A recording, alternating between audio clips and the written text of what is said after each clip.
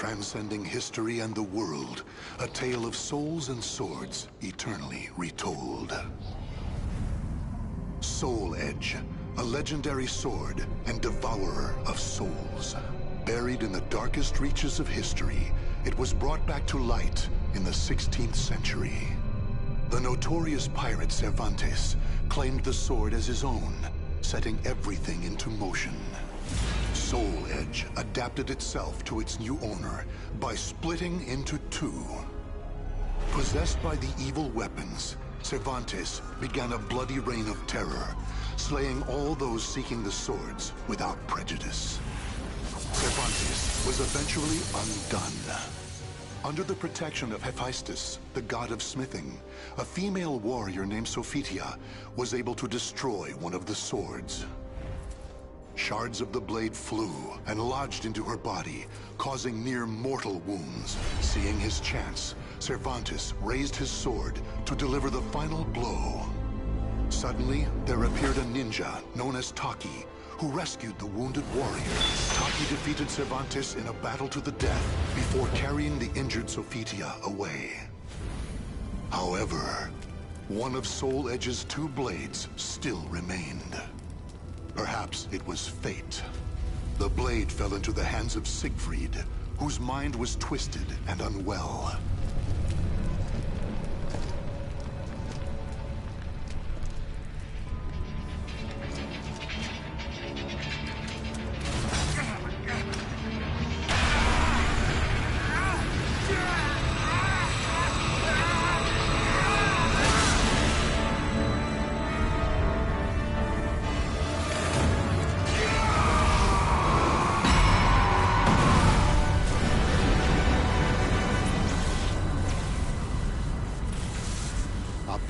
Light pierced the heavens, the product of rampant evil, the evil seed.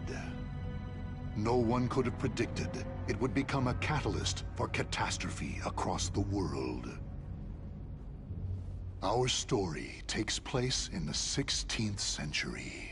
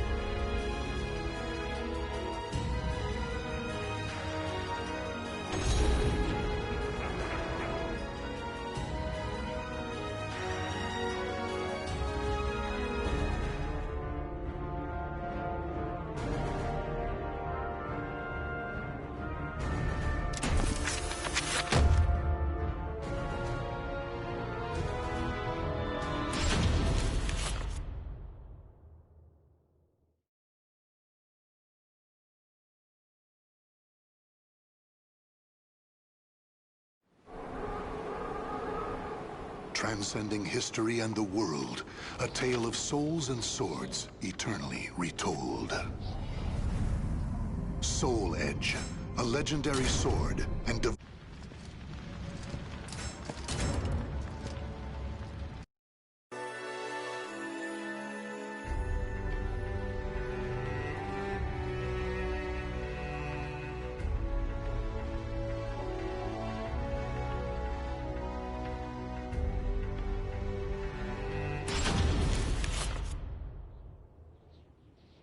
a tragedy befell this place. Lingshansu Temple was a famous martial arts school in the far reaches of China. It was there Killick learned to master the staff after he was abandoned as a child.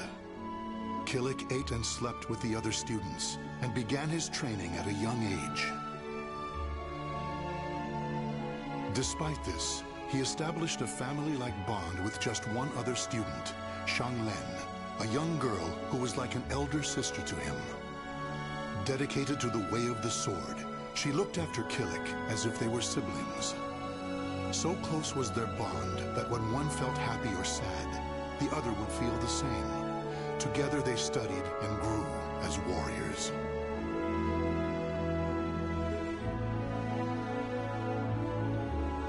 The years passed by.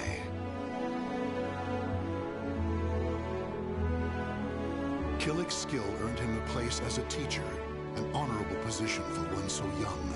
Throughout the ages, Lingshansu Temple had kept hold of the three sacred treasures, Krita Yuga, Dvapara Yuga, and Kali Yuga.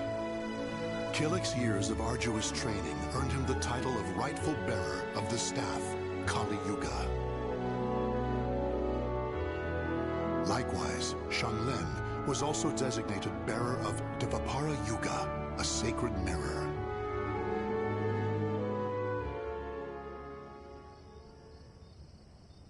Our story begins on the night before the ritual for passing the treasures on to their new masters. Shang Len, can I ask you something? Sure. How come you were chosen to bear Dvapara Yuga? I thought you'd get Krita Yuga. After all, you've dedicated your life to the sword. Killick, this is not easy for me to talk about, but I'm going to try. The Krita Yuga, it's no longer at Lingshansu. The sword has been gone for more than a decade. All that's left is the Kali Yuga and the Dvapara Yuga. Really? Surprised? Well, there's more. The one who stole the Krita Yuga was none other than my father. That's why I don't have the right to bear it. If I were to accept the sword, everyone would be up in arms. That's why, even though it was offered to me, I decided to decline. Of course, I love Lingshansu, and I do wish to see my studies through to their conclusion. It's just, I just don't want the sacred treasures, or my status as a sacred bearer, or anything else to hold me back. You know what the monks say. Fate is carved with your own hands. When I spoke to them about that, they decided to let me bear Dvapara Yuga instead. Now I can feel proud that I'm a sacred bearer just like you. You know something, Killick? What?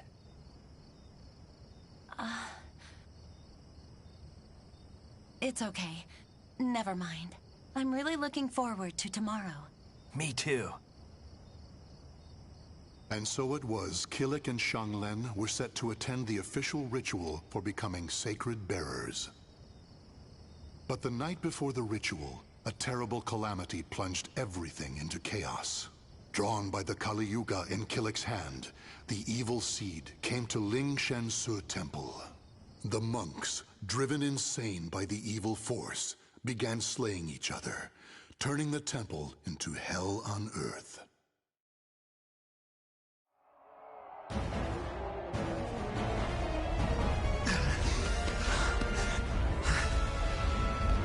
What have I done?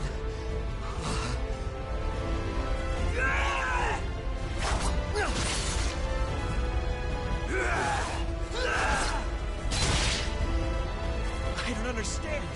Everyone, stop this madness!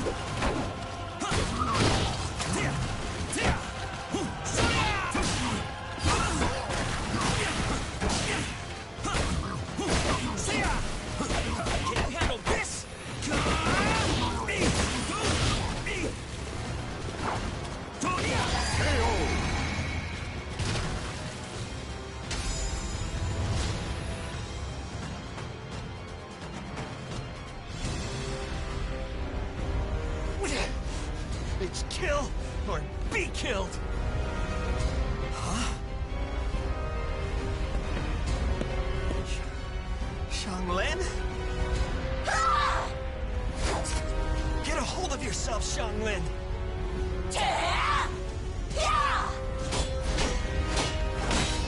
Xianglin! God!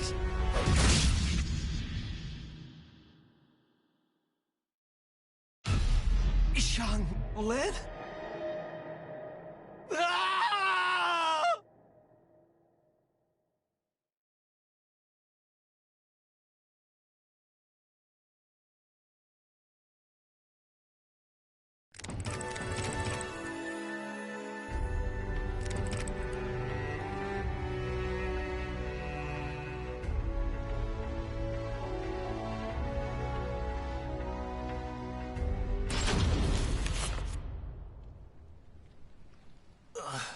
Where am I?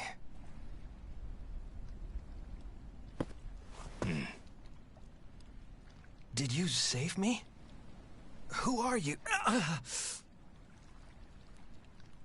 You have yet to recover from your injuries. Rest. And that mirror, Devapara Yuga. Wear it always. There will be grave consequences if you do not. Understand? Oh,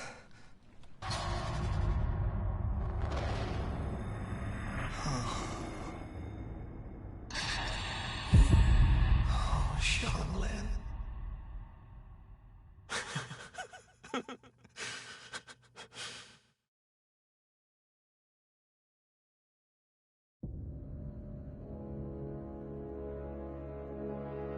So, the power of Devapara Yuga saved me. That means Xianglin. She gave it to me. She sacrificed her life for me.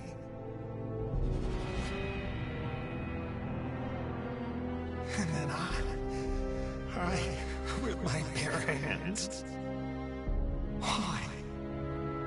Tell me, Xianglin.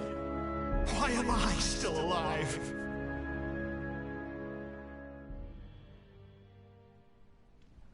Have you not realized yet? You are being protected. Devapara Yuga suppresses the evil within you. Evil? The old man proceeded to tell a tale. He told Killik about the evil seed.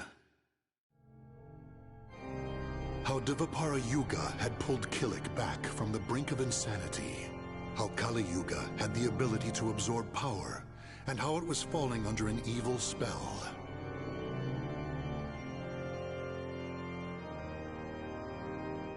And finally, he told Killik about Soul Edge. Your fate will be set in stone the moment you lose your will to live. Your soul will be swallowed whole by your destiny, leaving behind but a rotten corpse. That is but one path you may take. But perhaps it is the path you wish to take, to submit to that evil sword and its wicked power. Is that what you wish? To become a thrall? Do you see? All is in your hands. Xianglin, she told me fate is carved with your own hands. Xianglin gave her life so I could live. That leaves me only one choice. From that day forth, Killik bore the heavy weight of his karma. As Xianglin's slayer and the last living member of Ling Shengsu, he chose to face his cruel fate head-on.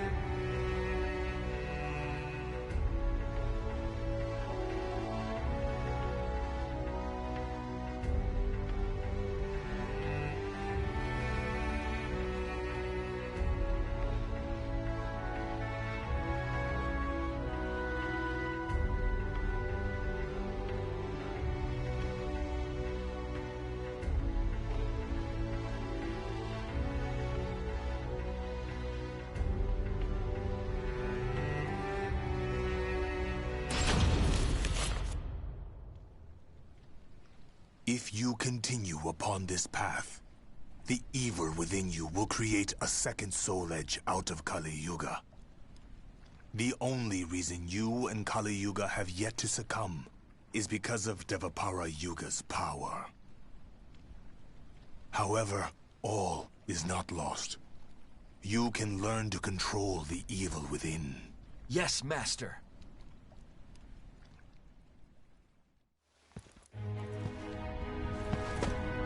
Is that it? If this tests you so dearly, how do you intend to stand up to evil? Sorry, Master. To control evil, you must first control yourself. Mastering your own will is the key to overcoming malice. Yes, Master. The enemy is powerful. You must stand strong, whoever your opponent. Yes, Master.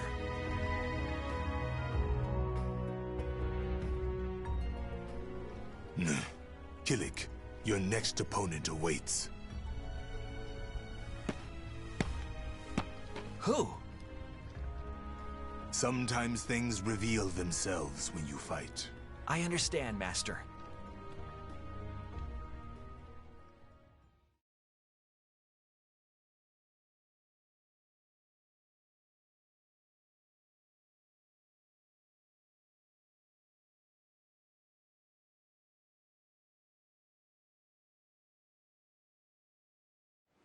Battle 1. Fight!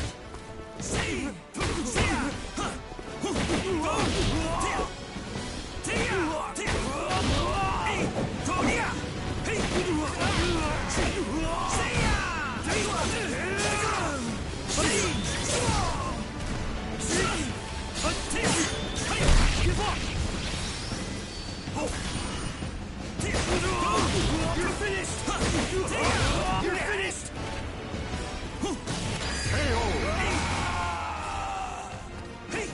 Battle 2. Fight! I'm ready!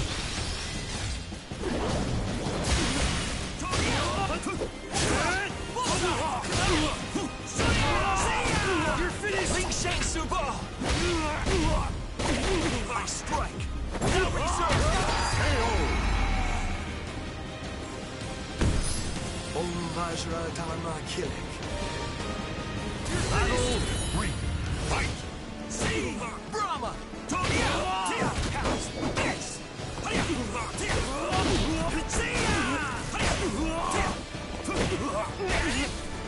I'm ready!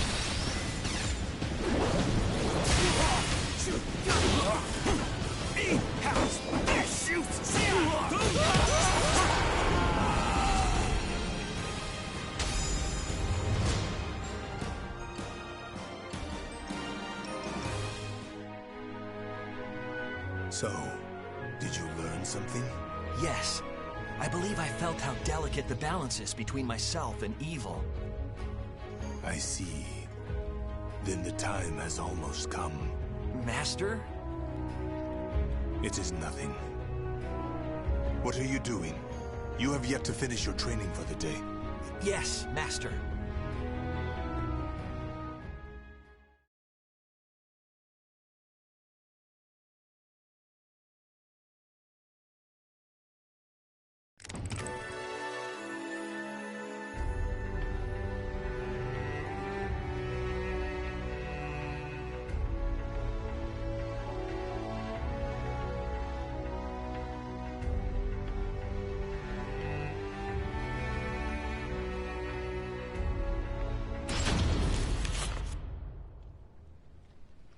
Kilik, you have borne the burden of your training well. Yes, Master. Now we shall see how you fare against me. An actual fight with you? It would be an honor. Why do you hold back? Come at me! Yes, Master. Yeah! Yeah!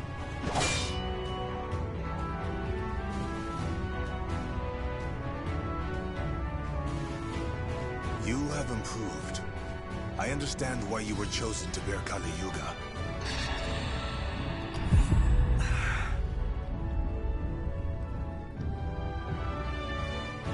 Kilik, a shadow lies upon your soul.